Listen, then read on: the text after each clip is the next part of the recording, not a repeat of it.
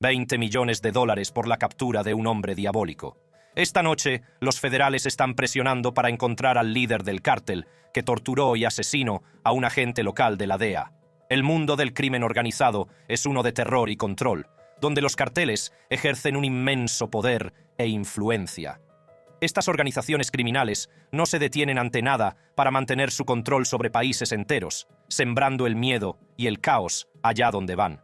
Pero, a pesar de las abrumadoras probabilidades, hay quienes se niegan a doblegarse ante la tiranía de los cárteles. Estos valientes individuos dedican sus vidas a luchar, arriesgándolo todo para llevar a los cárteles ante la justicia. Un montaje de clips de noticias que muestran violentas actividades de los cárteles, redadas antidroga y operaciones policiales contra grupos del crimen organizado. Nicola Gratteri.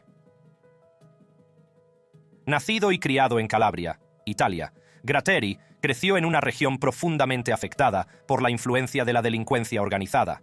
Desde muy joven fue testigo del devastador impacto de la mafia en su comunidad, una experiencia que alimentaría su determinación de luchar contra ella. Al crecer en una familia de gente honrada, Gratteri tuvo la suerte de que le guiara una fuerte brújula moral.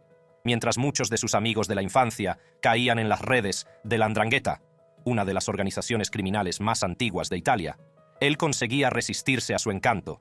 Este marcado contraste de caminos puede atribuirse a los valores que le inculcó su familia y a la importancia de la educación y la cultura. Mientras Gratteri proseguía su educación, fue testigo de los brutales asesinatos de dos destacados fiscales, Giovanni Falcone y Paolo Borsellino, que estaban en el punto de mira de la mafia siciliana.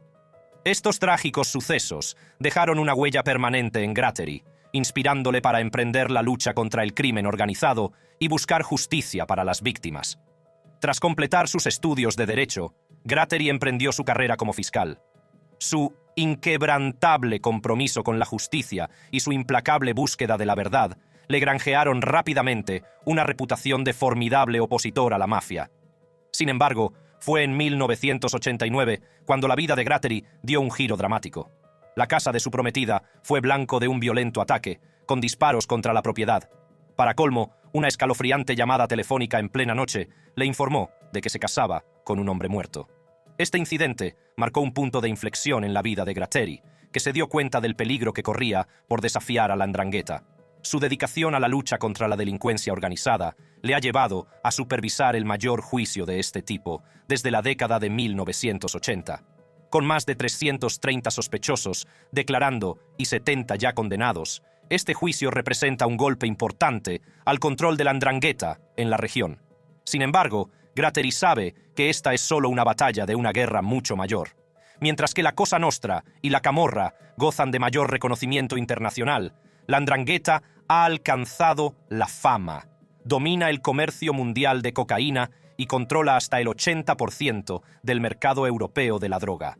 Originaria de Calabria, la 'Ndrangheta hunde sus raíces en el siglo XIX, donde estableció un bastión en la escarpada y frondosa punta de Italia. El sindicato criminal opera a través de una red de clanes familiares, conocidos como Ndrin, que tradicionalmente controlaban los pueblos de las cumbres de las montañas del paisaje calabrés. Estos clanes están unidos por lazos de sangre y una lealtad a ultranza, lo que los convierte en una fuerza formidable. Aunque la Cosa Nostra y la Camorra de los alrededores de Nápoles hayan adquirido mayor notoriedad internacional por sus espectaculares atentados masivos, ambas se han visto debilitadas por las implacables medidas represivas de la policía. Esto creó una oportunidad para que la 'Ndrangheta se alzara en su lugar, convirtiéndose en la mafia más poderosa de Italia. La influencia de la 'Ndrangheta se extiende mucho más allá de las fronteras italianas, con ramificaciones establecidas en todo el mundo, desde Sudamérica hasta Australia. Su volumen de negocio anual se estima en $60.000 millones, lo que la convierte en una de las organizaciones criminales más ricas del mundo. La mayor parte de la cocaína se canaliza a través de Gioia Tauro, el puerto de contenedores más activo de Italia, situado en el sur de Calabria. Esta imponente instalación sirve de centro neurálgico para las operaciones de tráfico de la 'Ndrangheta. Luchar contra la mafia se consideraba una sentencia de muerte en el pasado, ya que los asesinatos de los dos fiscales más destacados fueron un momento decisivo en la historia moderna de Italia, y su heroísmo sigue siendo venerado hoy en día. El compromiso de Nicola Graterri, en la lucha contra la mafia, va más allá de las simples palabras. Ha dedicado toda su carrera a esta causa, arriesgando su vida y sacrificándolo todo en el proceso. Esta ha sido mi vida desde 1989. ¿No te parece intenso? Mi vida ha cambiado. No puedo hacer nada sin escolta policial, ni siquiera caminar solo 10 metros.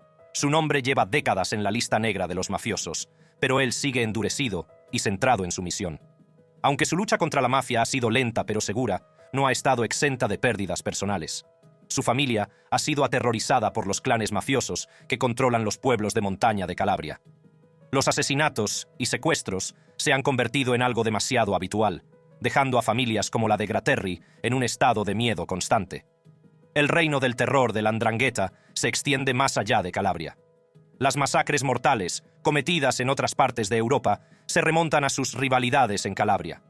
La lucha contra la 'Ndrangheta continúa en el mayor juicio antimafia celebrado en Italia desde la década de 1980.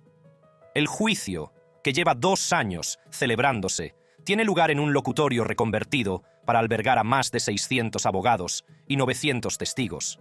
Los cargos incluyen asesinato, extorsión y tráfico de drogas. Uno de los 335 sospechosos es incluso un exdiputado. Este juicio es un paso crucial para demostrar que la 'Ndrangheta no es intocable. Envía el mensaje de que el Estado está contundentemente en su contra. Sin embargo, es importante recordar que este juicio solo representa a un poderoso clan de los 150 que se calcula que existen. La lucha contra la mafia calabresa está lejos de haber terminado, y Nicola está más que a la altura de las circunstancias. Hipólito Mora Chávez. En la región sin ley de Michoacán, México, un hombre se alzó contra la tiranía de un poderoso cártel de la droga. Hipólito Mora Chávez, un humilde cultivador de Lima, se convirtió en un símbolo de resistencia y esperanza para su comunidad. La Ruana, un pueblo asolado por el despiadado cártel de los Caballeros Templarios, se transformó gracias a la determinación de Hipólito Mora Chávez. Con su valentía y el apoyo de su comunidad, lideró un movimiento de defensa civil armada que luchó contra el reino del terror del cártel. Desde muy joven, Hipólito no fue ajeno al trabajo duro, ya que creció en una familia de agricultores que dependían de la tierra para su subsistencia. De joven, Hipólito siguió los pasos de su familia y se hizo agricultor de limones. Se dedicó a su trabajo, cuidando sus huertos con esmero y precisión. Pero poco podía imaginar que su vida daría un giro dramático y se convertiría en un símbolo de la resistencia contra las fuerzas del mal.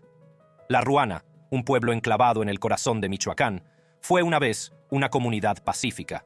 Sin embargo, el ascenso del famoso cártel de los Caballeros Templarios lo cambió todo. El control del cártel sobre la región se hacía más fuerte cada día que pasaba, ya que se dedicaban a secuestrar, extorsionar y controlar la cosecha y venta de limas cultivadas por agricultores locales como Hipólito. Hipólito fue testigo directo de las atrocidades cometidas por el cártel. Vio cómo sus compañeros agricultores vivían atemorizados, con sus vidas y sus medios de subsistencia a merced de la organización criminal. El control del cártel sobre la industria de la cal suponía la explotación y opresión de los trabajadores campesinos de la Ruana. Movido por un profundo sentimiento de injusticia, Hipólito tomó una decisión que le cambió la vida.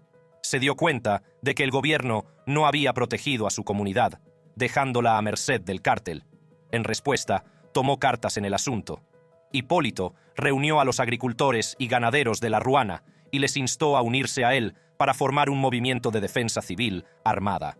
Estaban cansados de vivir con miedo, cansados de ser víctimas. Con una determinación inquebrantable, Hipólito y su grupo formaron un grupo de autodefensa. Se armaron y patrullaron las calles de la Ruana, jurando proteger a su comunidad de las garras del cártel. Hipólito se convirtió en el líder de este valiente grupo, inspirando a otros a unirse a la lucha por la justicia. El grupo de autodefensa de Hipólito se convirtió en una fuerza a tener en cuenta. Lograron asaltar los bastiones del cártel, expulsarlos de Michoacán y liberar a su pueblo de las garras del miedo. A pesar del éxito del movimiento de autodefensa liderado por Hipólito Mora Chávez, la lucha por la justicia en Michoacán estaba lejos de terminar. Las secuelas de su victoria trajeron nuevos retos y un creciente sentido de urgencia para hacer frente a la escalada de violencia en la región. Hipólito, ahora una figura venerada en su comunidad, siguió denunciando a las violentas bandas que asolaban Michoacán. se convirtió en un firme defensor de la justicia y utilizó su plataforma para arrojar luz sobre las luchas a las que se enfrentaba la población. En un esfuerzo por lograr un cambio real, Hipólito se aventuró en el mundo de la política. Se presentó como candidato al Congreso y más tarde al cargo de gobernador, con la esperanza de utilizar su influencia para atajar de raíz las causas de la violencia que asolaba su querido Michoacán. A pesar de su popularidad y del apoyo de su comunidad, las campañas políticas de Hipólito no tuvieron éxito. La arraigada corrupción y las complejidades políticas de la región resultaron ser obstáculos formidables. Sin dejarse intimidar por sus reveses políticos, Hipólito volvió a sus huertos de cal, encontrando consuelo y propósito en la tierra que amaba. Siguió siendo la voz de los sin voz, denunciando a las bandas violentas y abogando por la justicia. Con el paso de los años, la situación en Michoacán era cada vez más grave. El cártel de los Caballeros Templarios, aunque fue expulsado por el movimiento de autodefensa, fue sustituido por nuevos cárteles, como el de los Viagras. Estos carteles autóctonos trajeron una nueva ola de violencia y terror a la región. Hipólito, siempre defensor de la justicia, denunció el empeoramiento de la situación en Michoacán. Destacó la infiltración de los cárteles en las fuerzas parapoliciales, la falta de intervención del gobierno y el devastador impacto en la vida de la gente corriente. La violencia de las bandas alcanzó niveles sin precedentes, asfixiando a los negocios locales e infundiendo miedo en los corazones de la gente. Michoacán se convirtió en un campo de batalla, desgarrado por cárteles rivales y un gobierno aparentemente incapaz de lograr una paz duradera. Trágicamente, el 29 de junio de 2023, la vida de Hipólito Mora Chávez se truncó. Fue asesinado en una emboscada en La Ruana, su pueblo natal, y su muerte conmocionó a la comunidad y al país. Su muerte sirvió como grito de guerra para la comunidad de La Ruana. Personas de todas las clases sociales, unidas por un objetivo común, se unieron para continuar su legado. Se negaron a que su sacrificio fuera en vano. Tras la muerte de Hipólito, surgieron iniciativas comunitarias. La gente organizó grupos de vigilancia vecinal, clases de defensa personal y programas educativos para empoderarse y proteger a su comunidad de las garras de los cárteles. Hasta hoy, la batalla por Michoacán sigue abierta, pero la gente está alimentada por el mismo fuego que ardía en Hipólito, y el deseo de proteger sus hogares sigue vivo. Miriam Rodríguez. Miriam nació en San Fernando, Tamaulipas, donde llevaba una vida aparentemente normal. Sin embargo, debido a las continuas guerras territoriales y a la violencia de los cárteles, la mayor parte de la familia de Miriam, incluido su hijo, ya se había trasladado fuera de San Fernando. La ciudad era sin duda una bomba de relojería, situada junto a la principal ruta hacia el norte del estado de Tamaulipas, que conduce a Estados Unidos. Fue aquí donde la tragedia golpeó cuando la hija de Miriam, Karen, de 20 años, fue secuestrada por el famoso cártel de los Zetas, exigiendo un rescate que fue pagado, pero sin efecto, y Karen fue asesinada a sangre fría. Miriam no se detuvo ahí como habrían hecho otros por miedo al cártel, sino que decidió investigar directamente a los asesinos de su hija, y estaba dispuesta a llegar hasta donde fuera para conseguir lo que quería. Una de las figuras clave con las que se encontró Miriam fue un hombre llamado Sama, al que había conocido en un restaurante local. A pesar de sus esfuerzos, Sama se mostró esquivo, exigiendo más dinero sin revelar el paradero de Karen. La frustración de Miriam iba en aumento, pero se negaba a rendirse. Creía que Sama tenía información crucial sobre la desaparición de su hija. La determinación de Miriam la llevó a buscar en Internet cualquier rastro del rostro de Sama o de su conexión con el cártel. Las horas se convirtieron en días mientras buscaba incansablemente en el perfil de Karen en las redes sociales. Finalmente, su persistencia dio sus frutos cuando se topó con la foto de un hombre que tenía un parecido asombroso con Sama. La foto había sido tomada en una heladería de Ciudad Victoria, lo que le proporcionó una posible pista en su búsqueda. Miriam empezó a acechar la heladería, esperando pacientemente a que apareciera Sama. Por fin llegó el día en que lo vio entrar en la heladería. Lo siguió a él y a su acompañante, registrando su dirección, decidida a acercarse a los individuos que se habían llevado a su hija. Para reunir más información, Miriam sabía que tenía que ir de incógnito. Cambió de aspecto, se cortó el pelo y se lo tiñó de rojo vivo para que nadie la reconociera. Disfrazada de trabajadora sanitaria, realizó encuestas falsas en el barrio de Sama, recopilando toda la información posible sobre él y sus socios. A pesar de la resistencia de las autoridades, Miriam siguió investigando. Identificó, compró y localizó a más miembros de la banda de Sama, uniendo fragmentos de información para descubrir la verdad sobre la desaparición de su hija. Las excepcionales dotes detectivescas y la determinación de Miriam le valieron un amplio reconocimiento en México y sirvieron de inspiración para que otros se alzaran contra la violencia de los cárteles. El trabajo detectivesco de Miriam la llevó a un gran avance cuando localizó un gran número de fotografías de Sama y su banda. Su meticulosa investigación y el descubrimiento de pruebas pusieron de manifiesto sus excepcionales dotes detectivescas. Ahora podía dar caza al resto. Desde 2014 había seguido la pista de los responsables del secuestro y asesinato de su hija, y en 3 años, la señora Rodríguez capturó a casi todos los miembros vivos de la banda que había secuestrado a su hija para pedir un rescate, una galería de delincuentes que intentaron empezar una nueva vida, como cristianos renacidos, taxistas, vendedores de coches, niñeras. Conocía sus hábitos, sus amigos, sus ciudades natales, sus infancias. Sabía que el florista había vendido flores en la calle antes de unirse al cártel de los Zeta e implicarse en el secuestro de su hija. Ahora estaba huido y había vuelto a lo que sabía: vender rosas para llegar a fin de mes. Los encuentros de Miriam con los individuos implicados en el secuestro de su hija le dejaron un impacto duradero. Durante el interrogatorio de Cristian José Zapata González, uno de los culpables, Miriam mostró un inesperado acto de compasión. Le ofreció su almuerzo y le invitó a una copa, reconociendo que seguía siendo un niño asustado. La amabilidad de Miriam conmovió a Cristian, llevándole a revelar información crucial sobre la localización de Karen. «Estoy dispuesto a llevarles al rancho donde las mataron y donde sus cuerpos deben seguir enterrados», dijo en su declaración a la policía, refiriéndose a las víctimas de la banda de secuestradores. Cristian condujo a las autoridades a un rancho abandonado cerca de San Fernando, Tamaulipas.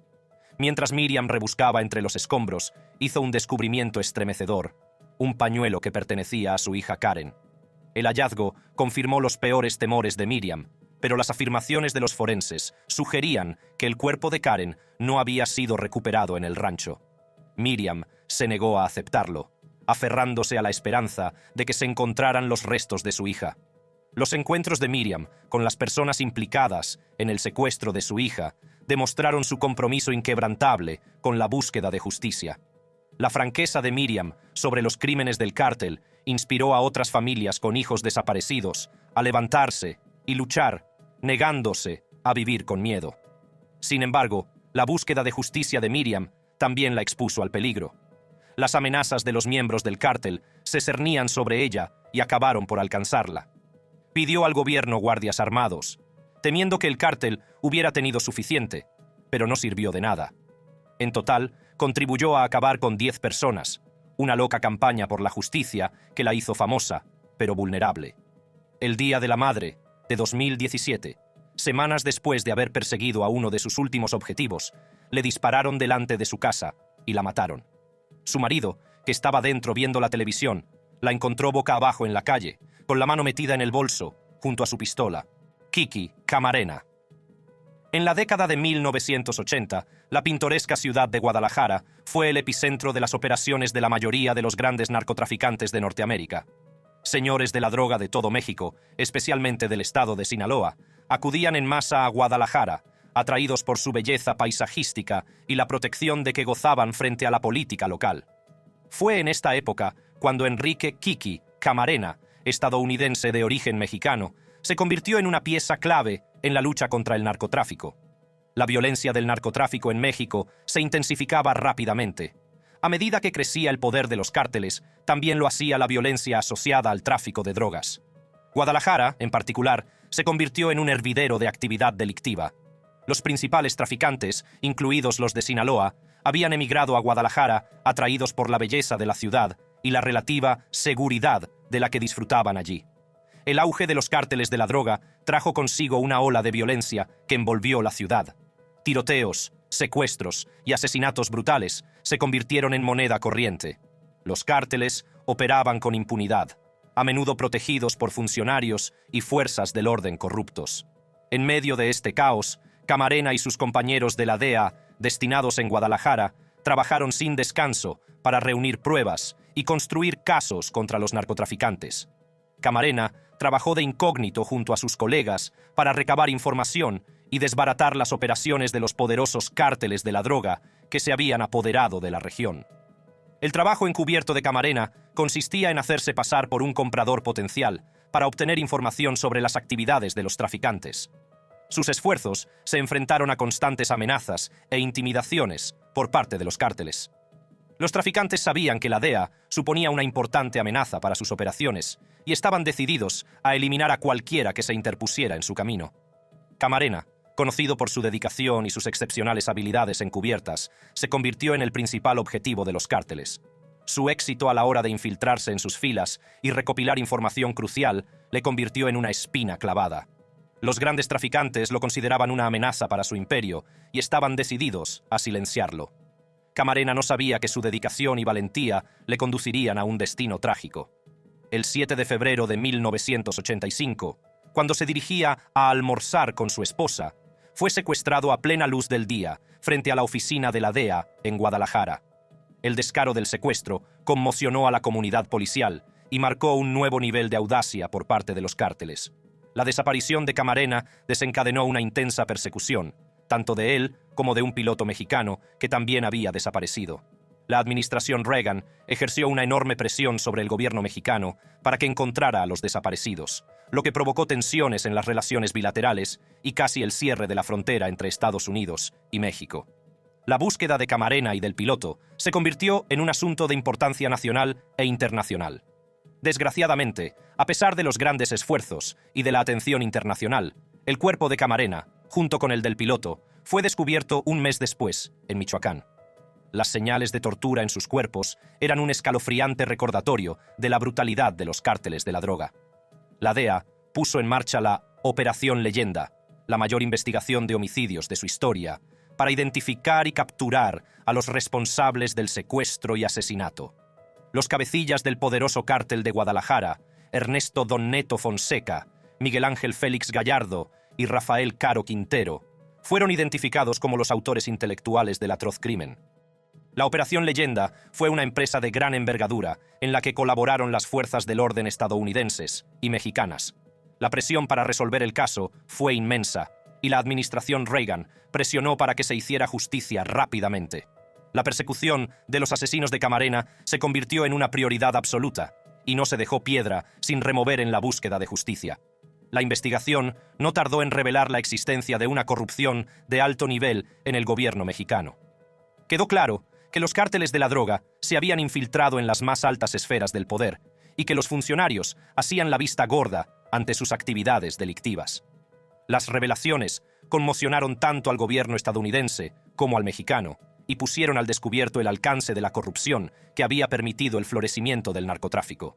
A medida que se intensificaba la persecución, la DEA se enfrentaba a numerosos retos.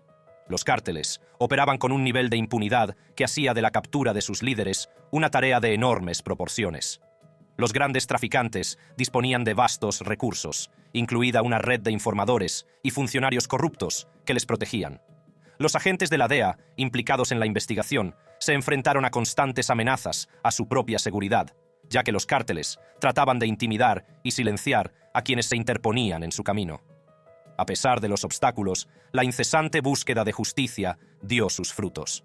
Ernesto Fonseca y Rafael Caro Quintero fueron detenidos en los meses siguientes al descubrimiento del cadáver de Camarena. La detención de Fonseca se produjo en abril de ese año, mientras que Quintero había huido a Costa Rica a raíz de un supuesto chivatazo de un alto cargo de la policía mexicana. Quintero fue finalmente detenido en una operación de escuchas telefónicas. Sin embargo, la captura de Fonseca y Quintero no estuvo exenta de polémica. Algunos creían que Estados Unidos podría haber hecho más para llevar a los criminales a juicio y exponer la corrupción de alto nivel dentro del gobierno mexicano. La detención de Miguel Ángel Félix Gallardo, el tercer cerebro del asesinato de Camarena, resultó más esquiva.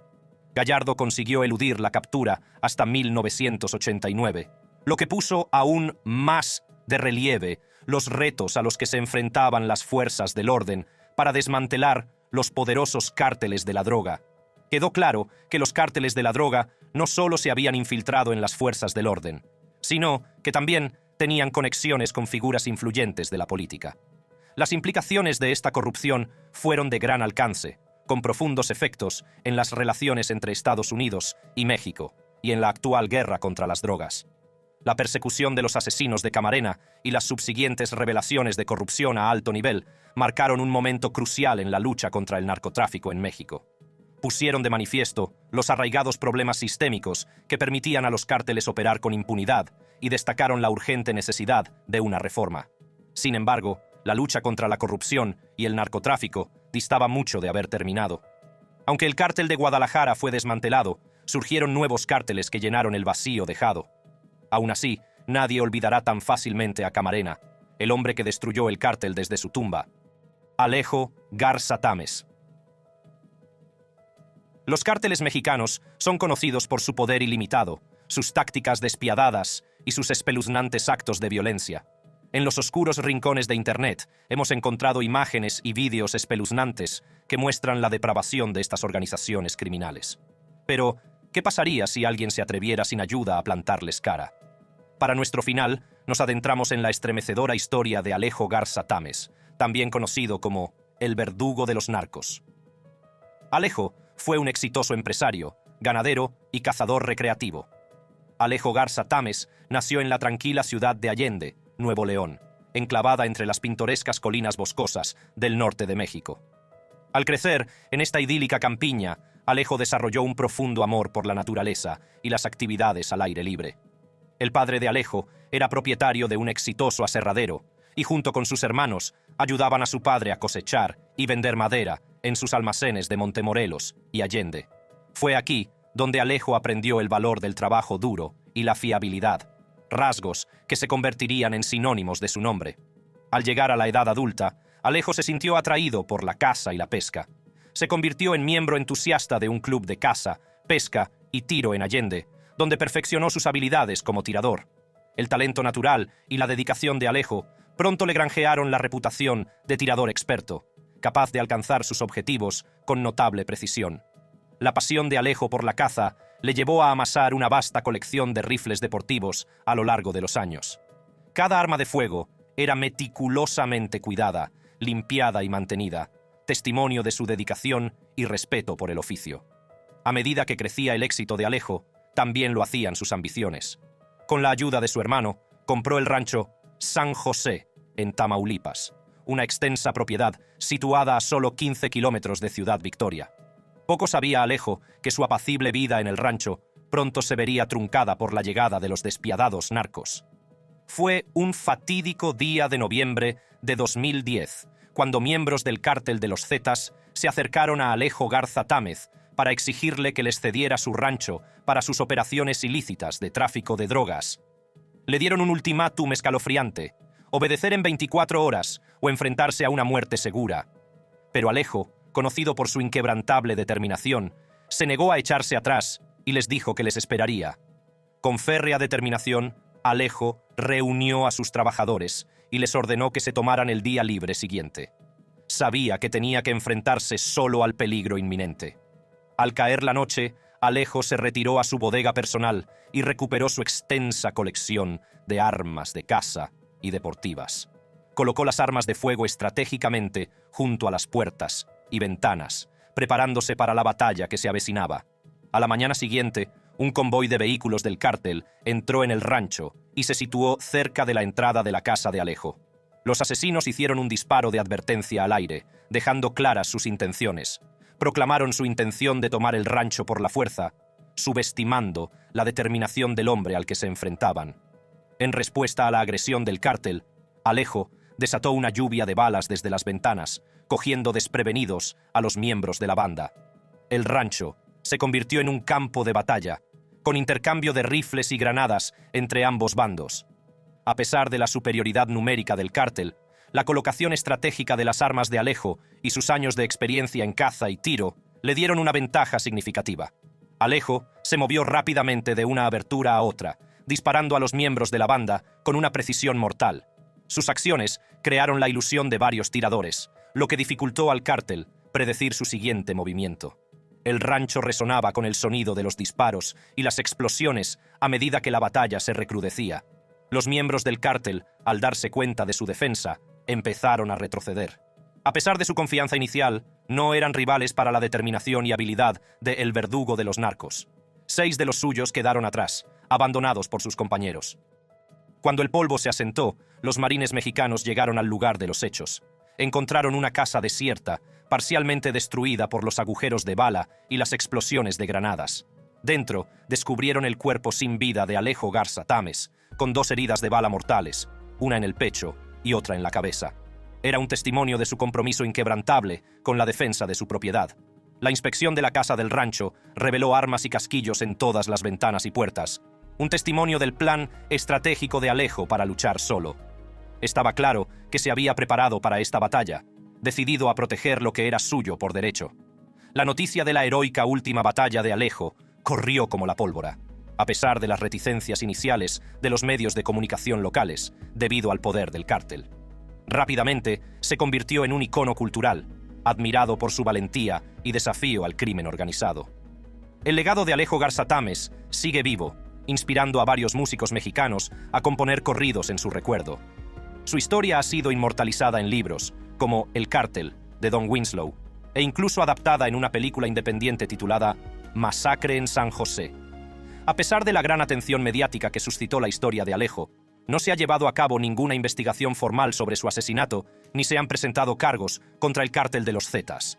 El poder administrativo del cártel proyecta una sombra de miedo sobre las instituciones de los medios de comunicación locales, por lo que la justicia resulta difícil de alcanzar.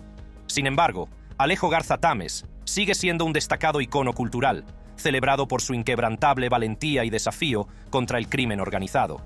Los sitios de noticias y las plataformas de las redes sociales lo han aclamado como símbolo de dignidad, honor y valor, luchando contra las fuerzas que pretendían explotar y aterrorizar a su comunidad. ¿Te ha gustado este vídeo? Haga clic ahora mismo en cualquiera de las tarjetas de su pantalla para ver contenidos similares. Muchas gracias.